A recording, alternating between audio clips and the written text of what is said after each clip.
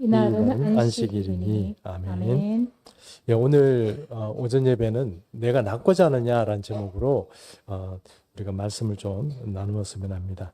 우리는 저도 그렇고 여러분도 그렇고 뭔가 좀 낫고자 하는 게 있습니다. 그러니까 지금보다 좀 더 낫고자 하는, 단순히 욕심이 아니고 그냥 내가 욕심으로 내가 뭘 좀 남들보다 더 올라가야 되겠다 이런 거를 얘기하는 게 아니고, 뭔가 정상적이지 않은, 그리고 성령의 은혜가 충만하지 않은 이 상태에서 충만한 상태, 또 하나님 주시는 평강이 있는 상태, 또 하늘의 능력이 입어지는 상태, 그 상태로 우리가 좀 올라가야 될 텐데, 이런 것을 오늘 이 표현처럼 낳고자 하는 그런 소망을 가진 사람으로 우리가 살아가면서 이런 낳고자 하는 그런 소망들이 38년 된 병자가 그냥 불현듯 나은 것처럼 우리 주님께서 우리를 그렇게 낫게 하는 그런 은혜가 있었으면 하는 그런 소망들이 있습니다.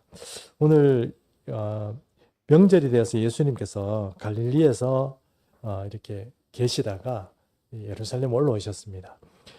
우리가 이제 역사적으로 시간을 좀 이렇게 좀 안배를 해보면 AD 27년, 그러니까 예수님께서 첫 유월절로 예루살렘에 올라왔던 때를 AD 27년으로 잡아요. AD 27년이니까 우리가 주후 이렇게 뭐 나누는데 0년부터 이렇게 하는 게 아니고, 계산을 해보면 이제 주 27년 정도 때부터, 그때부터 예수님께서 예루살렘에 처음 유월절을 지키러 올라오셨다 이렇게 보는 겁니다. 그러면 우리가 요한복음 2장에서 예수님께서 유월절 지키려고 예루살렘에 계셨잖아요.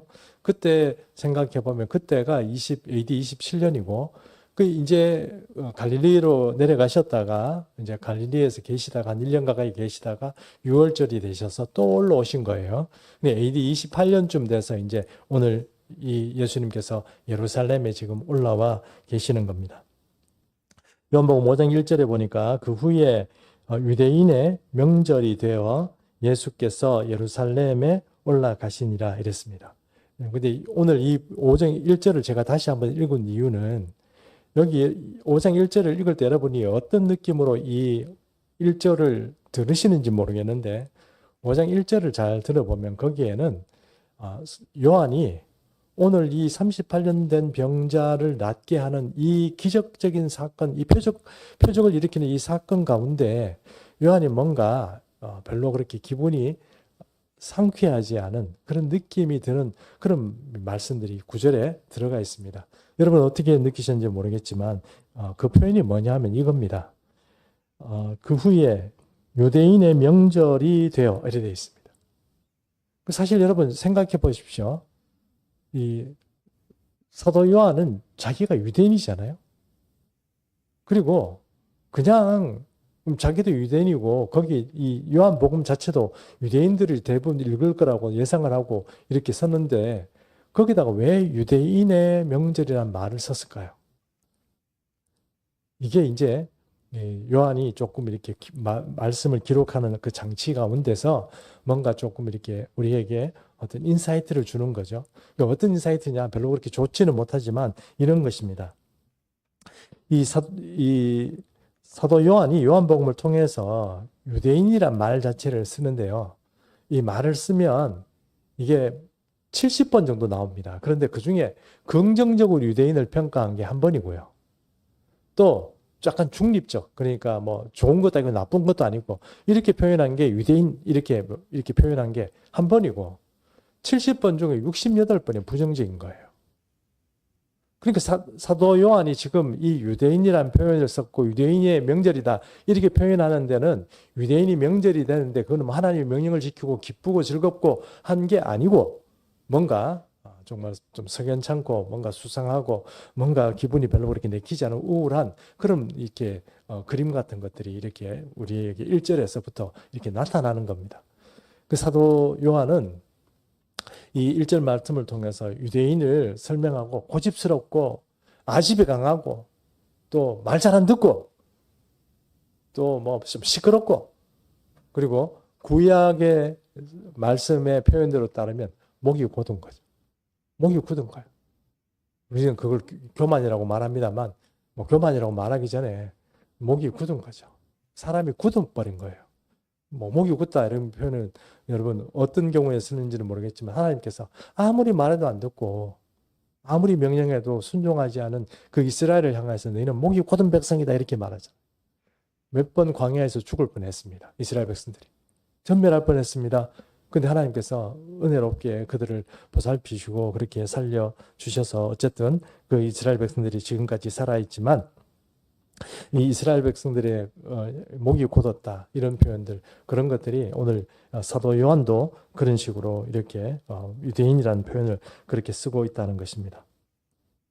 또 이 5장에서 여러분 38년 된 병자 오늘 우리가 읽은 거는 어떤 겁니까? 38년 된 병자를 고친 거거든요. 38년 된 병자를 고쳤으면 여러분 얼마나 기쁜 일입니까? 본인에게는 얼마나 좋은 일입니까? 자기 평생을 38년을 아팠는데 오늘 나았다고 생각해 보십시오. 그냥 뭐 감기 그런 게 아니고 굉장히 중요한 병인데 나았다고 생각해 얼마나 기쁜 일이고 좋은 일입니까? 주변에 얼마나 축하를 해야 되고 사람들을 얼마나 박수를 쳐야 될 일입니까? 근데요 이게 별로 그렇게 좋은 효과를 못 나타내는 거죠. 뭐 우리가 다음번에 한번 다루겠습니다만 이 38년 된 병자를 일으켰는데 안식일 날 고쳤다고 해가지고 온 유대인들이 일어나가지고 예수님을 공격하라. 기적 일으킨 거는 뭐 그냥 던져버리고 왜 이렇게 했냐는 거예요. 자기 생각과 아집에 고집교사 목이 곧은 사람들이 예수님을 평가하고 예수님이 고쳤던 그 역사는 아랑곳 없고 자기 생각과 거기에 주장해가지고 예수님을 죽이고자 그렇게 시도하게 되는 그런 것이 바로 이 오늘 5장에 나오는 이야기입니다. 그러니 여러분 사도 요한이 다 아는 얘기죠. 이것을 쓰는데 기분 좋게 그렇게 쓸 수 있겠습니까? 유대인이 명절이다. 유대인이란 그 부정적인 말을 거기다가 집어넣었다는 거예요. 여러분 유대인에 대해서 우리는 반감을 가지고 있는 분이 계실지 모르겠지만 저는 유대인에 대해서 반감을 가지고 있지는 않습니다. 그러나 실제로 유대인에 대해서 반감을 가지고 있지 않은 많은 사람들이 유대인과 교제하거나 유대인과 같이 친하거나 아니면 그들과 어떤 삶을 살다가 경험하게 되는 유대인들요. 그들은 진짜로 목이 곧은 인간들입니다. 별로 상종하고 싶지 않아요. 한마디로 이런 얘기해서 설교단에서 죄송하지만 재수 없는 인간들이에요. 기분이 팍팍 나빠지는 거예요. 교만하고 오만한 인간들이. 사도 요한은 그래서 유대인이란 말을 자기도 알고 있으니까. 예수님이 이렇게 큰 기적을 일으켰음에도 불구하고 그런 일들을 일으킨 것에 대해서 사도 요한은 지금 굉장히 유감스러운 어떤 그런 글들을 지금 쓰고 있습니다. 우리는 9절까지밖에 안 읽었거든요.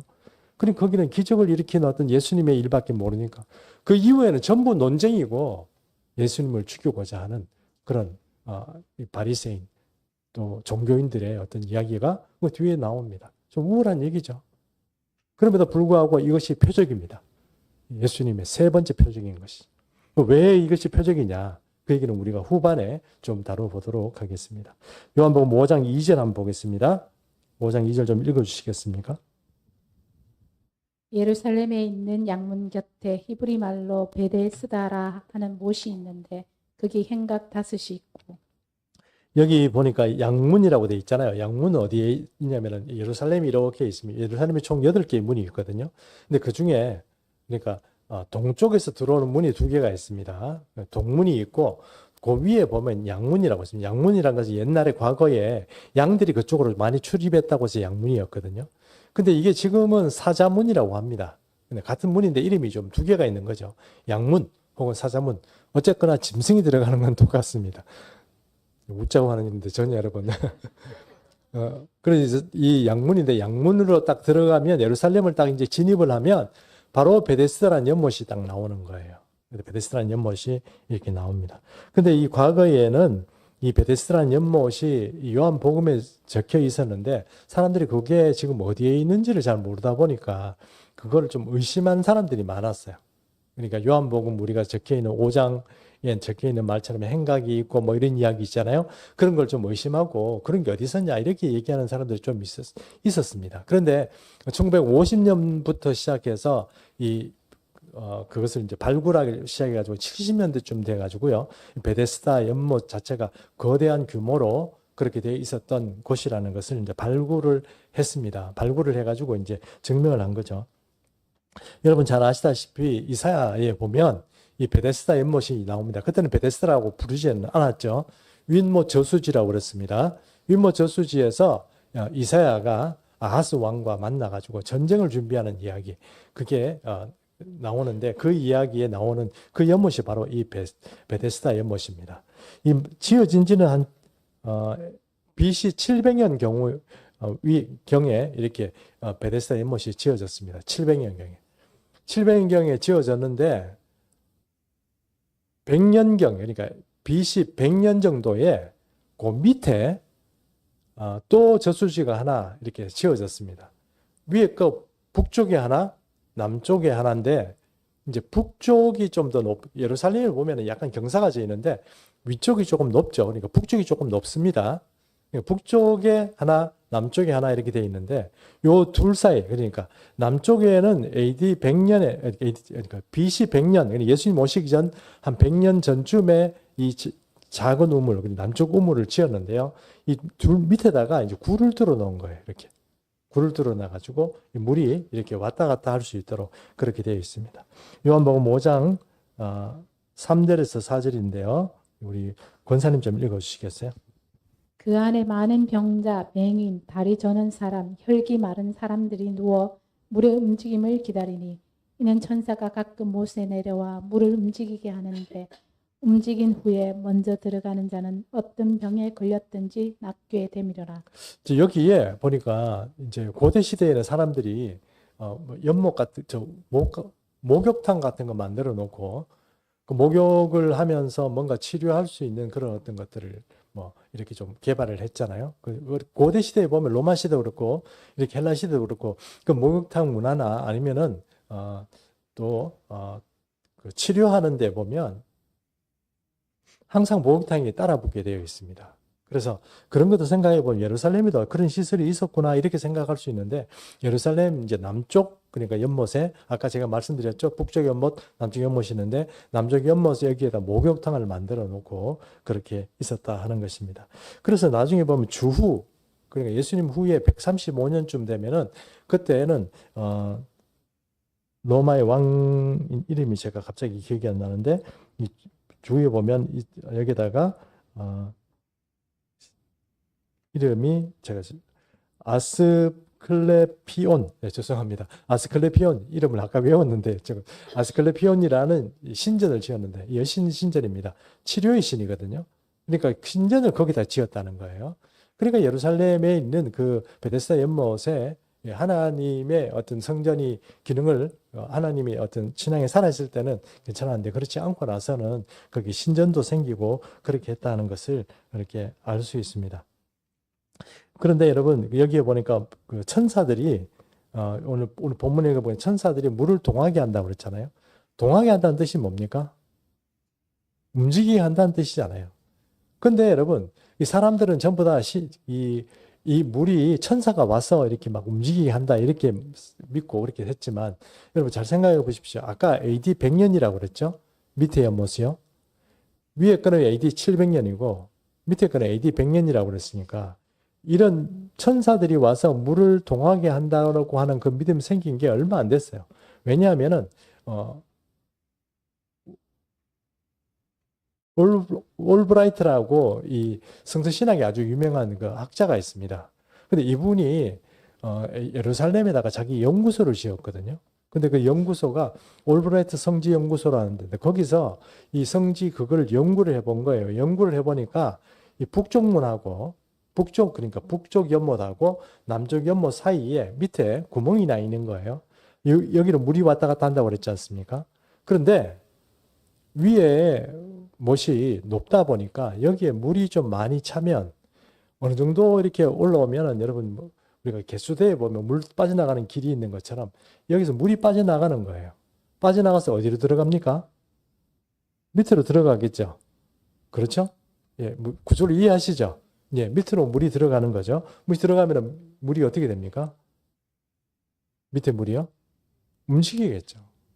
평소에 계속 이렇게 물이 움직이는 게 아니고 그때 물이 많아가지고 넘쳐서 물이 이렇게 빠져 들어가게 되면 뭡니까? 물이 움직인다는 거. 그래서 그 성지 연구소에서는 이게 베데스다의 음못에서 그렇게 움직인다는 것은 천사가 와서 하거나 마귀가 와서 하고 이런 게 아니고 뭐라고요? 물이 흘러서 넘쳐서 밑으로 내려온 거다. 그렇게 이렇게 말씀하고 있습니다. 그래서 이 베데스다 연못에는 또 주랑도 있습니다. 주랑이란 것은 이렇게 복도죠, 그죠? 복도가 이렇게 5개가 있고 그 중에 한 개는 이제 이 양쪽으로 1개, 2개, 3개, 4개가 있고 그 가운데 그러니까 이 북과 남쪽 이것을 이렇게 갈라가지고 그 가운데 주랑이 있거든요. 총 몇 개가 있냐면 5개가 있는 겁니다. 그래서 이거 여러분 아시는 것은 솔로몬 행각이라고 그러잖아요. 예, 그래서 5개의 주랑이 있었다 이렇게 하는 것이 성경이 말하고 있는 대로 그대로 있었다 하는 것입니다. 여기 보니까 베데스다란 말 자체가 어떤 의미냐면은 벳이라고 그러면 여러분 벳레헴 뭐 이렇게 말하는 것처럼 집이란 뜻이잖아요. 그리고 여기 헤스다라고 하는데 이 헤스다란 말은 헤세드에서 온 말입니다. 그러니까 자비의 집 혹은 은혜의 집 이렇게 말할 수 있는 것이 바로 베데스다 하는 것입니다. 사람들이 은혜의 집에 자비의 집에 이렇게 모여서 많은 사람들이 여기 와서 그렇게 질병 치유되기를 바랐다는 것입니다. 근데 여러분 성전이 바로 옆에 있습니다. 베데스다 우물 성전이 바로 옆에 있습니다. 이렇게 뭐 바로 지척에 있습니다. 갈로가 뭐 금방 갈 수 있거든요. 그 사람들이 지금 명절이잖아요. 명절에 와서 내가 올라오자마자 바로 성전에 들어갈 수 없습니다. 왜냐하면 행색이 초라하고 내가 하나님 만군의 여호와를 뵈는데 그냥 막 갈 수 없잖아요. 그래서 어떻게 합니까? 뭐 좀 씻고 이렇게 채비를 하겠죠. 어디 가서 할까요? 베데스다에 와서 하지 않겠습니까? 그래서 베데스다에 와서 사람들이 씻고 막 이렇게 해서 성전에 막 들어가는 거예요. 근데 보통 일반적인 사람들은 이 예루살렘의 성전에 그렇게 들어가지만 이 아픈 사람들은 못 들어갑니다. 왜요? 부정하니까요. 같이 베데스다까지는 왔지만 베데스다에서 몸을 씻을 수는 있지만 어떤 사람은 들어갈 수 있고 어떤 사람은 제한이 당하는. 어떤 면에서 베데스다는 바로 어떤 사전적인 어떤 뭐라고 할까요? 최저점이다. 아니면 최고 어떤 입구에서 이렇게 누가 서가지고 단속하는 어떤 그런 입구였다. 이렇게 말할 수도 있다는 것입니다. 유대인이라면 못 들어갈 수 있는 것인데 이 병든 사람들은 못 들어갔습니다. 그래서 병든 사람들의 소원이 있는데 그게 뭐냐면은 나아서 이 성전에 들어가는 것이 그들의 소망이었다. 이렇게 말하는 것입니다.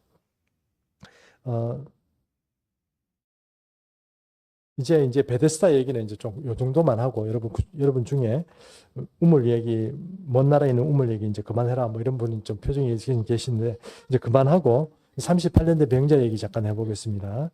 이제 오늘 이 3절에 말하는 것처럼 이 베데스다의 연못에 병든 사람이 다 왔습니다. 근데 이 사람들은 사실 인술로는 어쩔 수 없는 사람이에요. 그러니까 불치병, 난치병, 그 다음에 후유장애 있는 사람 뭐 이런 사람들이죠. 영구적인 후유장애 있는 사람들. 이 사람들은 뭐 성전에도 못 들어가고 갈 데도 없고 뭐 치유할 수 있는 곳도 없고 뭐 치유할 방법도 없고 지금 갈 수 있는 곳은 뭡니까? 베데스다에 와서 그냥 하루 종일 죽치고 있다가 물이 동하면 확 빨리 들어가면 좋은데 불치병 있는 사람들, 뭐 만치병 있는 사람들이 그렇게 빨리 움직일 수가 없겠죠. 어쨌든 그렇게 사람들이 거기서 이렇게 죽치고 있었다. 이렇게 말할 수 있는 것입니다. 5장 5절 우리 한번 같이 읽겠습니다. 5장 5절 시작.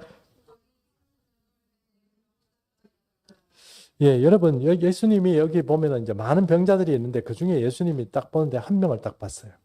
한 명을 고쳐주셨어요. 근데 그 한 명을 딱 보시고, 38년 동안 아팠어요. 38년 동안. 우리나라는 지금 여러분, 만약에 우리가 중병이 걸리면 어쨌든 뭐 암이 됐든 뭐가 됐든 이 의료보험을 통해 가지고 혹은 또 보험의 어떤 혜택을 통해 가지고 어쨌든 견디고 이렇게 좀 살아갑니다. 그래도요 집안에 중병 환자가 한 명만 생기면 어떻게 됩니까? 그 집안 일반적인 가정은 어떻게 됩니까?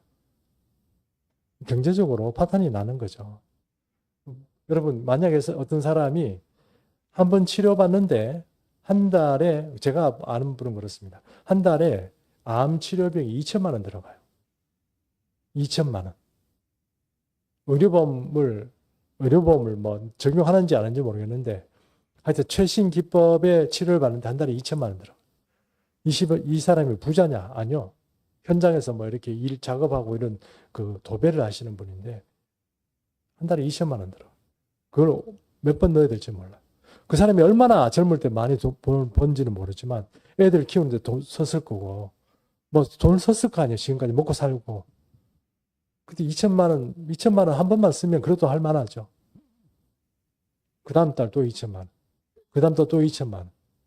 계속 그게 언제까지 될지 모르는데 2천만 원씩 계속 들어가야 돼. 나중에는 집 팔고, 눈 팔고, 냉장고 팔고, 차 팔고, 천국 가는데 파는 게 아니고, 병 치료하는데 이렇게 들어간다는 겁니다. 그래서 이제 굉장히 어려워하는 그런 가정들을 봤습니다. 지금 우리 의료시설이 의료보험이 잘 되고 또 어떤 그런 혜택이 잘 주어지는 어떤 현대도 어려운데 이 과거에는 중병이 걸렸다 그러면 어떻게 됩니까? 그거는 완전히 뭐 거지에다가 뭐 여러 가지 어려운 일들이 다 그 사람에게 다 있었지 않겠습니까? 38년 동안 아팠습니다. 자기 평생에 쨍하고 기쁘고 즐겁고 이렇게 힘찬 날이 며칠이나 있었겠습니까? 젊은 어린애들 때나 모르지만 조금 이렇게 성장하면서부터 아마 아팠으니까 38년 동안 그렇게 아팠는 사람이 아닌가 이렇게 생각합니다. 그런데 여러분, 예수님께서 이 38년 된 병자를 딱 봤습니다. 딱 봤는데 예수님의 눈에 딱 들어왔죠? 근데 왜 하필 예수님은 이 38년 된 병자를 딱 골라서 그 사람을 고쳐주셨을까요? 신명기 2장 14절 한번 보겠습니다. 신명기 2장 14절. 가데스 바네아에 있었으나 세렛 시내를 건너기까지 38년 동안이라. 이때에는 그 시대의 모든 군인들이 여호와께서 그들에게 맹세하신 대로 진영 중에서 다 멸망하였나니. 네, 이 말을 갑자기 이렇게 적으니까 어떤 의미인지 모르겠지만 여러분, 가데스 바네아에서 이스라엘 백성들이 정탐꾼을 보냈습니다. 정탐꾼을 보냈는데 정탐꾼이 돌아왔는데 10명이 부정적인 얘기를 막 하니까 이스라엘 백성들이 밤새도록 잠도 안 자고 하나님을 원망하고 우리 이제 죽었다, 우리 이제 망했다 계속 그 소리하고 막 대성통곡을 하는 거예요. 진중에 온 백성들이 앉아서 울고 막 그냥 뭐 죄를 뿌리고 막 그런 일들이 벌어지니 하나님 보니까 참 답답한 거예요. 지금 이제 세례 시내를 건너서 14일만 하면 가나안 땅에 들어가는데 이 백성들이요 14일만 하면 들어가는 그 길을 놔두고 이제 우리 죽었다. 이제 우리 가나안 땅에 들어가서 그 거대한 거인족들한테 다 맞아 죽게 생겼다. 뭐 이런 식으로 하면서 하나님 원망하고 모세를 원망하면서 밤새도록 그러니까 하나님이 참 답답하신 거예요. 하나님께서 이렇게 말씀하셨어요. 좋다. 너희가 너희 말하는 거 그러니까 내 귀에 들린 대로 내가 너희에게 해주겠다. 이제 죽었네 망했네 이러니까 너희 이제 다 죽는 거예요. 그리고 결과는 어떻게 됐습니까, 여러분? 이스라엘 백성 중에요 1세대 그러니까 애굽에서 나온 사람들 중에 20세 이상 자기 책임이 그 사회적인 책임이 있는 사람 모든 사람이요 광야에서 다 죽었습니다. 그 38년 동안에 14일이면 들어가는 그 길에 하나님께 대적하고 원망하고 이러다가 결국은 들어가지 못하고 38년 동안 그 광야를 뺑뺑 돌다가 거기서 다 죽고 그 1세대 다 죽자 말자 다 죽고 나니까 하나님께서 그 백성들을 가나안 땅에 들이신다는 것입니다. 결국은 이 그것처럼 여러분 38년이라는 것은 이스라엘 백성들의 방황과 불순종에 대한 어떤 상징적인 숫자가 바로 38년입니다. 38년. 38년이라는 숫자가 그래서 중요하다는 것입니다. 그래서 이 38년 이 병자를 보면서 예수님께서 그를 고치신 겁니다. 38년 된 병자를 고치신 겁니다. 마치 이스라엘과 같은 그런 방황하는 하나님이 아니면 자기는 나름대로 뭐 한다고 하고 자기는 뭔가 이렇게 막 노력한다고 하지만 하나님이 없이는 아무것도 할 수 없는 그 이스라엘을 고치신다는 그 상징이 바로 이 38년 된 병자를 고친 것이다. 이렇게 말씀할 수 있다는 것입니다. 그래서 요한복음 5장 6절, 7절 말씀입니다. 5장 6절은 제가 읽고요. 7절은 여러분 읽어주십시오. 예수께서 그 누운 것을 보시고 병이 벌써 오래된 줄 아시고 이르시되 내가 낫고자 하느냐? 병자가 대답하되 주여 물이 움직일 때에 나를 못새 넣어주는 사람이 없어 내가 가는 동안에 다른 사람이 먼저 내려가나이다. 여러분, 이 사람의 질병의 원인이 뭡니까? 38년 동안 아파있는 질병의 원인이 뭡니까? 질병의 원인이요. 여기 14절에 이렇게 나와 있습니다. 그 후에 14절입니다. 그 후에 예수께서 성전에서 그 사람을 만나 이르시되 보라 내가 나았으니 더 심한 것이 생기지 않도록 다시는 죄를 범하지 말라 하시니라. 그 사람의 38년 병이 걸린 이유는요. 그 사람이 죄를 범했기 때문입니다. 그런데 여러분 오늘 이 38년 된 병자의 어떤 그 이야기를 아무리 읽어봐도 거기는 이 사람이 어떤 죄를 범했는지 나오지도 않고 또 그런 실마리조차 제공하지 않습니다.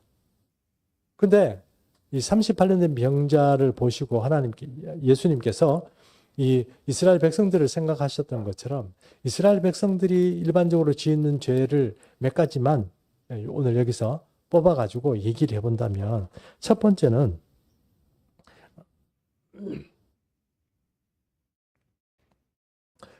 불순종하는 것입니다. 하나님께 불순종하는 것. 38년 된 이스라엘 백성들이 하나님께 이렇게 불순종하면서 살아가던 것처럼 그렇게 이스라엘 백성들의 문제를 이렇게 그 죄가 바로 불순종의 죄다. 이것이 첫 번째다 말할 수 있습니다. 광야의 백성들이 있었던 것처럼 이 사람에게도 불순종하는 것입니다. 불순종이 뭐냐? 이렇게 말하면은 내 마음이 하나님의 생각과 틀린 거예요. 그러면 내 마음을 꺾어야 되는데 나는 안 꺾는 거예요. 기분 나쁜 거예요. 내가 내킨 대로 해야지. 이렇게 생각하고 하나님께 순종하지 않는 거예요. 그게 불순종입니다. 그런 마음들이 이스라엘 백성들에게 있는 거죠. 그럼 여러분 우리가 하나님의 사람으로 살아갈 때 우리 마음을 좀 보드랍게 하는 게 중요해요. 순종하는 게 중요합니다. 하나님께 순종하고 하나님의 음성이 들으면 우리 마음이 오늘 성경에서 말하는 것처럼 강팍하게 하지 말고 하나님께 그 말에 순종하는 것. 그것이 중요하다는 겁니다. 어쨌든 이 사람의 첫 번째 죄는 불순종이다. 이렇게 말할 수 있습니다. 그럼 반드시 이 사람의 죄다. 이렇게 말하기보다는 이스라엘 백성들이 38년 동안 지은 죄가 그렇다 하는 것입니다. 두 번째는 요한복음 5장 7절 말씀인데요. 5장 7절 말씀 좀 읽으시겠습니까?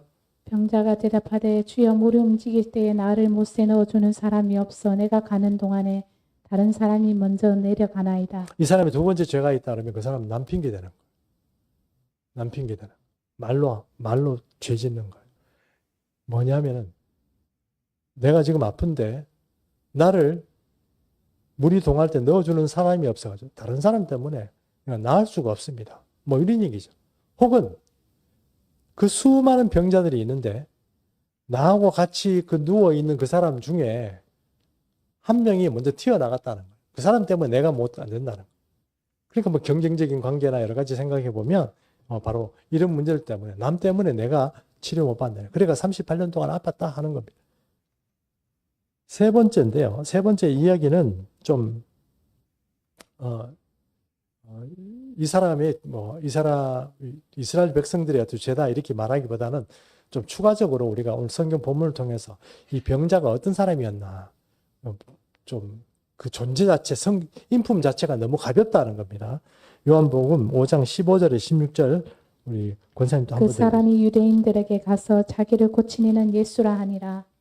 그러므로 안식일에 이러한 일을 행하신다 하여 유대인들이 예수를 박해하게 된지라. 자, 여기 보십시오. 예수님이 38년 된 병자를 보고 너 낫고자 하느냐? 이렇게 물어봤어요. 근데 이 사람이 이제 낫고 싶습니다. 이렇게 얘기해야 되는데 쓸데없는 얘기를 했어요. 다른 핑계를 막 댔어요. 다른 핑계를 댔는데 그럼에도 불구하고 예수님 뭐라고 하셨습니까? 네 자리를 들고 걸어가라 이랬어. 이 사람이 자리를 걷어가지고 들고 일어나서 걸어가 버렸습니다. 당신 누구십니까? 이것도 없이 그냥 자리를 걸어가지고 가버렸어요. 막 걸어가는데 여러분 보니까 어떤 유대인들이 야, 너 안식일인데 왜 네 자리를 들고 걸어가? 이렇게 된 거죠. 나를 낫게 한 사람이 이 자리를 들고 걸어가라 하더라.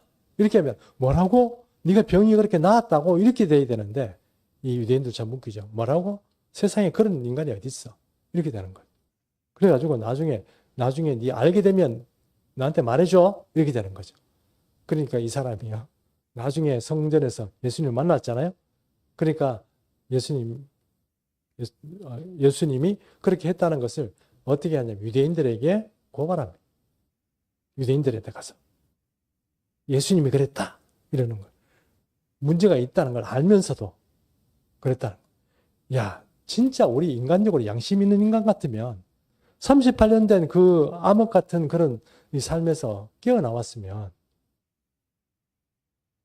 뭔가 예수님을 따르고 예수님을 존경하고 그들 앞에 가서 무릎 꿇고 감사하고 희사하고 또 뭐 제 인생을 하나님 예수님께 드리겠습니다. 뭐 이래야 돼야 되는데 그걸요 유대인들한테 가서 고발을. 이 38년 된 병자 이야기가 여러분 기쁘십니까? 딱 들으면 와 예수님께서 고쳐주셨구나. 막 이런 그런 마음이 드십니까? 잘 들어보니까 성경 본문을 잘 보니까 어떻습니까? 참 우울한 인간이죠. 우울한 인간입니다. 뭔가 고마운 것도 없고 뭔가 진짜 할렐루야 하는 게 없어요. 참 슬픈 이야기다 하는 것입니다. 이제 결론입니다. 오늘 이 38년 된 병자를 고친 이 사건을 통해서 예수님은 이것을 왜 표적이라고 말하는 것일까요? 왜 많은 어떤 병자를 고친 사람도 있는데 죽어가는 사람도 고친 사람이 상당히 있는데 왜 예수님 이야기 중에 하필 요 얘기를 세 번째 표적으로 잡았을까요? 그것은 38이라는 숫자가 우리에게 말해주는 것입니다. 이스라엘 백성들 어쩔 수 없이 자기 힘으로는 어쩔 수 없는 그 백성들 그런 사람들을 향하여서 주님께서 베푸신 그런 은혜를 표징하는 것이 바로 이 38년 된 병자를 고쳤다는 것입니다. 그래서 이것을 왜 표적이냐 이렇게 묻는다 그러면 첫 번째는 예수님은 이스라엘을 고치시는 분이기 때문에 그렇다는 것입니다. 요한복음 5장 8절에서 9절 말씀 또 읽으시겠습니까? 예수께서 이르시되 일어나 네 자리를 들고 걸어가라 하시니 그 사람이 곧 나와서 자리를 들고 걸어가니라. 이날은 안식일이니. 여러분 이 사람을 고친 것이 무슨 이유가 있습니까? 이 사람이 예수님 보고 내가 고쳐달라고 얘기했습니까? 아니면 이 사람이 예수님인지 알아보고 이 사람이 뭐 자기에게 회개를 하고 이런 게 있었습니까? 그냥 이 자리를 들고 걸어가라 이래서 이 사람은 한 게 아무것도 그냥 자리를 들고 걸어가고 치유된 게 그게 끝입니다. 우리 삶에도 마찬가지예요. 이스라엘 백성들이 은혜 받는 것, 광야에 38년 동안 그것을 종식하고 우리 모든 것들 가나안 땅에 들어간 그 모든 일에 하나님의 은혜가 있는 겁니다. 하나님이 하신 거예요. 하나님이 모든 것을 하신 겁니다. 그것을 우리가 말씀하고 싶은 겁니다. 그러니까 38년 된 이스라엘처럼 방황하고 그 길을 못 잡는 이 병자를 주님께서 고치신 것은 바로 이스라엘을 향하여서 그들을 고치시러 오신 예수님을 상징하는 것이 바로 이 38년 된 병자를 고친 표적이다 이렇게 말할 수 있는 것입니다. 두 번째 표적의 이유를 말한다면 예수님은 이스라엘의 생각과 다른 방법으로 구원하신다는 것입니다. 이스라엘 백성들이 메시아가 와서 어떻게 우리를 고칠 건가 이렇게 생각을 했지만 예수님의 방법은 다른 것이죠. 요한복음 5장 7절 말씀 좀 읽으십시오. 병자가 대답하되 주여 물이 움직일 때 나를 못에 넣어주는 사람이 없어 내가 가는 동안에 다른 사람이 먼저 내려가나이다. 예, 수많은 사람들이 내가 낫기를 위해서 살았습니다. 그리고 여러분 그 옆에 성전에는요 6월절 명절을 맞아서 하나님이신 예수님이 바로 옆에 있는데도 그걸 모르고 전부 여호와께 제사 지낸다고 해서 제사 물건 들고 이렇게 와서 제사장에게 맡기고 온갖 북새통이 일어나는 그런 일들을 지금 명절이라고 지금 이루어지고 있습니다. 주님이 그걸 보시면서 어떤 생각이 드셨을까요? 본질, 그 본질이 지금 여기 와 있는데 하나님의 아들 예수님이 여기 지금 와 있는데도 그건 아랑곳 않고 자기들끼리 찾아서 그냥 제사 지내고 그렇게 하는 거 말이에요. 표현은 어떨지 모르겠습니다만 껍데기만 돌아가는 거.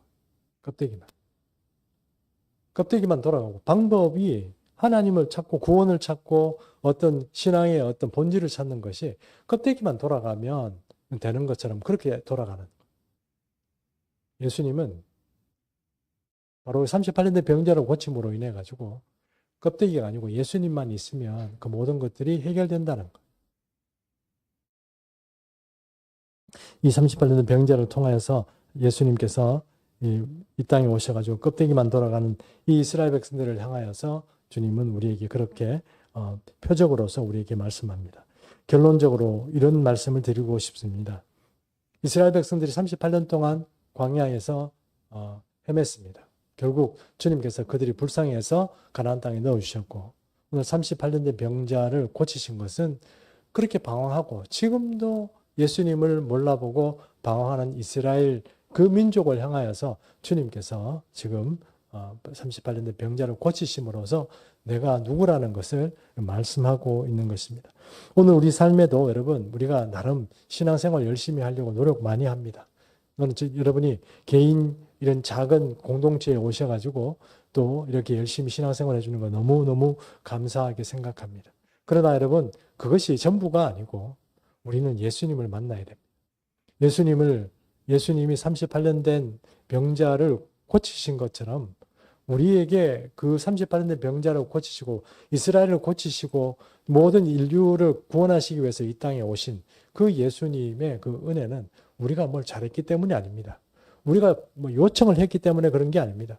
우리가 뭐 죄를 사하거나 아니면 우리가 구원받기 위해서 뭔가 이렇게 요구를 했기 때문에 그런 게 아니고 예수님은 그저 우리가 사랑하니까 우리에게 오셨습니다. 요한복음 3장 16절의 말씀이 오늘 이 표적을 일으킨 이유가 됩니다. 그것은 하나님이 세상을 이처럼 사랑하사 하는 말입니다. 그 사랑이 요구하지도 않았고 요청하지도 않았지만 지 힘으로는 아무것도 할 수 없는 이스라엘 그리고 38년이나 그 평생을 우물가에서 남들 원망이 나고 살았던 그 사람을 일으킬 수 있는 그런 은혜가 바로 예수님 하나님의 사랑인 것입니다. 오늘 우리 삶에도 여러분 혹시 오늘 우리가 신앙생활을 하면서 여러 가지 겪는 어려움 가운데 혼란 가운데 살고 계시다면 여러분 예수님 만나셔야 됩니다. 바로 오늘 요한복음 3장 16절에 말한 것처럼 이처럼 우리를 사랑하는 그 사랑을 믿고 주님 앞에 나와서 예수님을 만나면 우리의 껍데기들이 다 사라지고 알지 못하고 사여졌던 이 혼란스러움들이 다 벗겨지게 되는 줄 믿습니다. 그런 은혜가 모든 교우들에게 함께 하시길 축복합니다. 이제 결단의 시간 갖도록 하겠습니다. 우리 찬송가 259장 1절 4절 합니다. 박수 치면서 찬양합니다. 예수